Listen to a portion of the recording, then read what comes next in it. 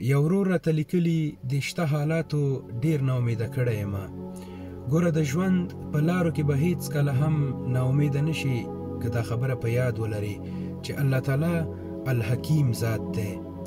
هر هغه څه چې شته او هر هغه څه چې پیدا کیږي د دې تر شا د الله تعالی حکمت وي. الله تعالی د ټولو کائناتو انتظام چلوي. هر هغه څه چې موږ ته ښکاري او هر هغه څه چې نه ښکاري الله تعالی په هغې باندې خبر دی او الله تعالی د کائناتو ټولو مخلوقاتو ته یو ځای رسیدګي کوي او په دې ټولو کې انسان اشرف المخلوقات پیدا کړی دی. الله پاک هیڅ کله هم د خپلو بندگانو نه بې خبر نه دی. بعضې وخت انسان یو څه غواړي په داسې حال کې چې هغه به د ته ډېر ښه ښکاري، په حقیقت کې به په هغه څه کې د ده دپاره خیر نه وي، ځکه یې الله تعالی نه ورکوي. نو کله چې دا ترلاسه نه کړي نو د دې د نه ترلاسه کولو د لاسه بعضې انسانان دومره خفګان کوي چې بیخي جوور خفګان ته پکې ولیږي، بعضې شفاخانو ته پکې ځي، دماغي حالات یې خرابېږي. الله تعالی العالم ذات دی، په هر څه باندې علم لري. هغه څه چې شته، هغه څه چې نشته او هغه څه چې نشته که وای څنګه به وای په هغې باندې هم الله تعالی علم لري. الله تعالی العالم ذات دی. بعضې وخت انسان یو څه خوښوي خو الله تعالی نه ورکوي ځکه د هغه پکې خیر نه وي، خو ورکولو یې همغه الله ورکوي اما په خپل وخت یې ورکوي، هغه وخت یې ورکوي چې د ده پکې خیر وي، شر پکې نه وي. که چیرې یو ماشوم د خپلې مور نه یو څه غواړي او په ده کې د ماشوم دپاره خیر نه وي، که دا ماشوم هر څومره نازولی وي نو دا هر څومره وځورېږي وژاړي، مور یې ورته نه ورکوي ځکه مور یې له دې سره مینه کوي. الله تعالی د خپلو بندګانو سره د 70 میندو نه ډېره مینه کوي، د 70 میندو نه. نو څنګه هغه څه ورکوی شي چې د ده پکې خیر نه وي؟ په ورکولو یې همغه الله ورکوي. د ځمکو او د اسمانونو د خزانو کلیانې له الله سره دي. چاته چې یې خوښه شي ښه پراخه روزي ورکوي او چاته چې یې خوښه شي تنګوي، ځکه دا هر څه د الله دي، موږ د الله یو.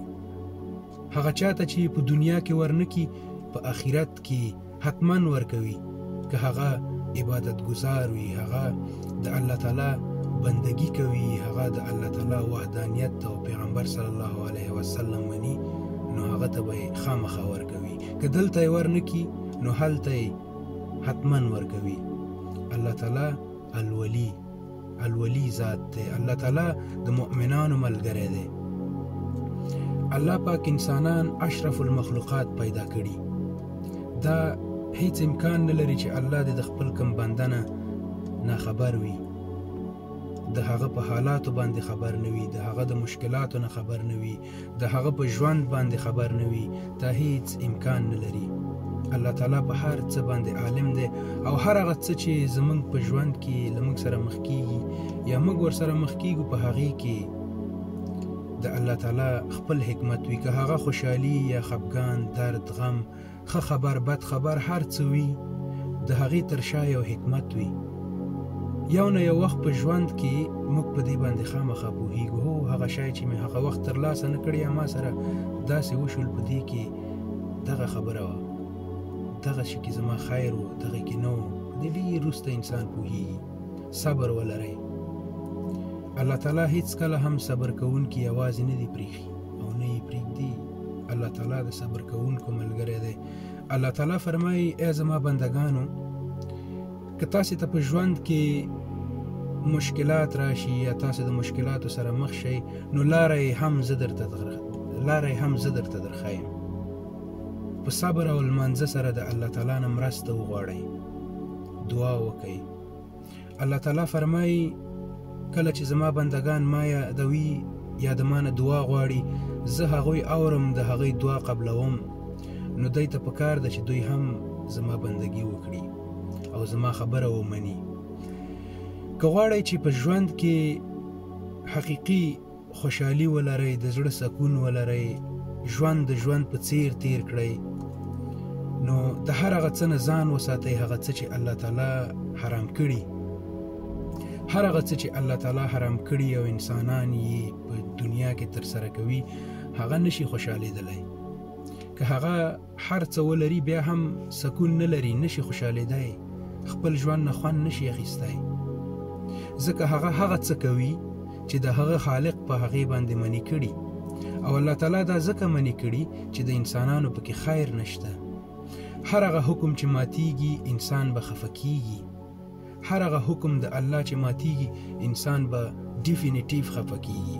دا هیڅ امکان نه لري چې یو انسان دی ګناهونه کوي او هغه دی بیا خوشحاله وي، هغه دی بیا د خوشحالۍ احساس ولري که هغه مسلمان وي، که هر څوک وي. الله تعالی فرمای ومن اعرض عن ذکری فإن له معیشة ضنکا، که هغه هر څوک وي د هغه به تنګ او سخت ژوند وي. که غواړئ چې واقعا خوشحاله ژوند ولرئ، خپل د معاشره‌ایي ژوند له ټولو نه مخکې را جوړ کړئ. الله تعالی دروغ منې کړي مه یې وایئ، الله تعالی غلا منې کړي مه یې کوئ، الله تعالی هم داسې نور شیان دي چې بندیزونه یې پرې لګولي مه یې کوئ. کله چې تاسې دا نه کوئ خپله به خوشحالېږئ، ارامه ژوند به ولرئ. کله چې به تاسې ته مصیبت راځي تاسې به په دې پوهېږئ چې نه راځي تر هغې یو مصیبت تر څو چې الله ونه غواړي او د هغه خوښه نه وي. الله تعالی د خپلو انسانانو د خپلو بندگانو الله تعالی د هیڅ شي نه هم د یو مخلوق نه هم بې خبره نه دی. په سورة الرحمن کې الله تعالی فرمایي چې الله هر وخت په یو کار کې دی، الله تعالی هر وخت په یو کار کې دی. الله تعالی د ټولو مخلوقاتو ضرورتونه په یو وخت پوره کوي. دا دنیا موږ ته غټه ده ځکه موږ واړه یو. الله لوی ذات دی، الله الولی ذات دی، الله د مؤمنانو ملګری دی. صبر ولرئ او د هغه څه نه ځان وساتئ هغه څه چې الله منې کړي. والله چې ډیر ډیر ډیر خوشحاله ژوند به ولرئ. السلام علیکم ورحمة الله